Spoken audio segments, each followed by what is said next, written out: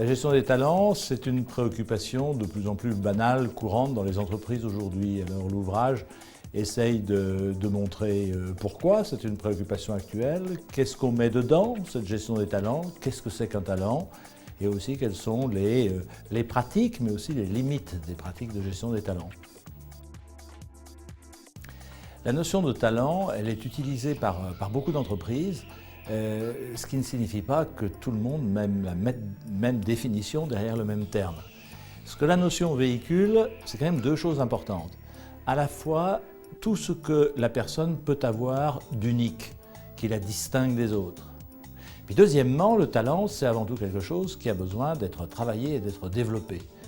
Donc je trouve que la notion des talents rompt avec la notion traditionnelle de compétence que l'on avait ces 20 dernières années, parce qu'une compétence, ça se définit et je peux mesurer tout le monde sur la même compétence. Je peux dire que sur une compétence X, eh bien, vous êtes meilleur ou moins bonne que la personne qui est à côté de vous. Alors que le talent, c'est pour ça qu'on en parle pour un artiste ou pour un sportif, c'est quelque chose de véritablement unique. C'est une espèce de combinaison rare de compétences rares.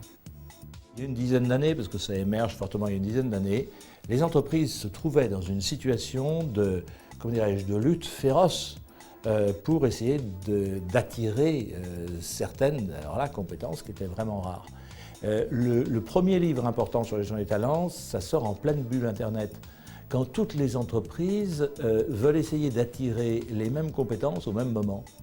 Et c'est là que la notion de talent apparaît, parce que les entreprises se rendent bien compte qu'elles vont devoir se bagarrer au même moment pour les mêmes personnes. Avec, c'est vrai, la prise en compte à ce moment-là, pour la première fois, des problèmes démographiques. Du fait que, surtout en Occident, on vit un basculement démographique et que les générations dans lesquelles on va devoir trouver ces compétences rares, eh bien, elles ont tendance à réduire. Premièrement, la détection d'un talent, on s'aperçoit bien que les outils traditionnels dont on dispose d'assessment eh bien, sont totalement nécessaires, utiles, mais aussi parfois un petit peu insuffisants. Les bonnes pratiques de gestion des talents, c'est généralement quand les RH, parce qu'elles ont de la compétence elles-mêmes, voire du talent, parce qu'elles ont une bonne connaissance de l'entreprise, parce qu'elles ont aussi un bon sens politique dans l'organisation, eh bien, elles ont su repérer au gré des entretiens, au gré des visites, au gré de toutes les situations, on est en contact avec les personnes, elles ont su repérer ces combinaisons rares, de compétences rares que l'on pouvait développer. Donc je pense que les RH, elles peuvent vraiment montrer, pour cette gestion des talents, eh bien, leur professionnalisme dans la connaissance des personnes et la connaissance de l'autre.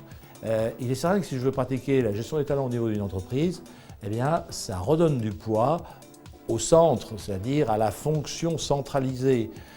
Tout bon patron de pays ou de division n'a aucun intérêt à voir partir ses talents. Donc si on veut avoir une gestion des talents qui optimise l'utilisation de ces talents dans l'entreprise, on est bien obligé d'avoir une pratique qui soit centralisée. Et ça peut rompre avec les pratiques de ces dernières années.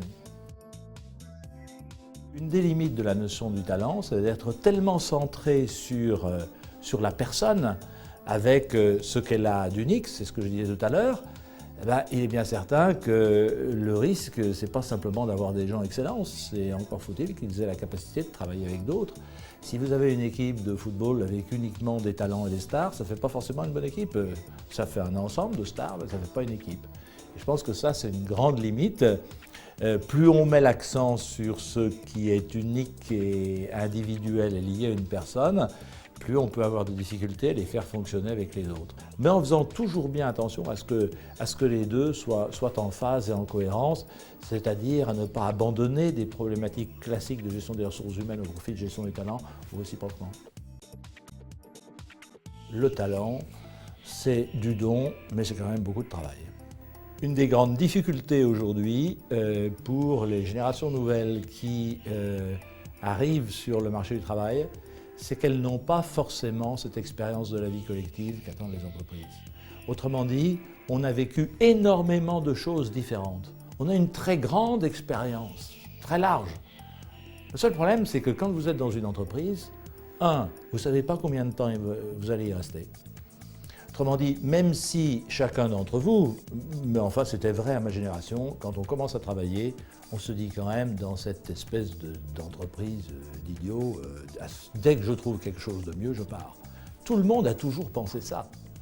Le problème, c'est que parfois, 20 ans plus tard, on y est encore.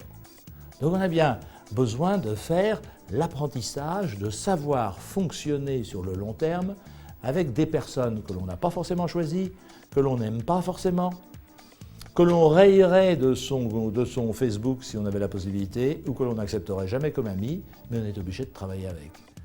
Et il me semble qu'une école, fonctionner, vivre dans une école, ça doit apporter ça, c'est-à-dire apprendre à fonctionner avec des gens avec lesquels je ne passerai pas forcément un week-end.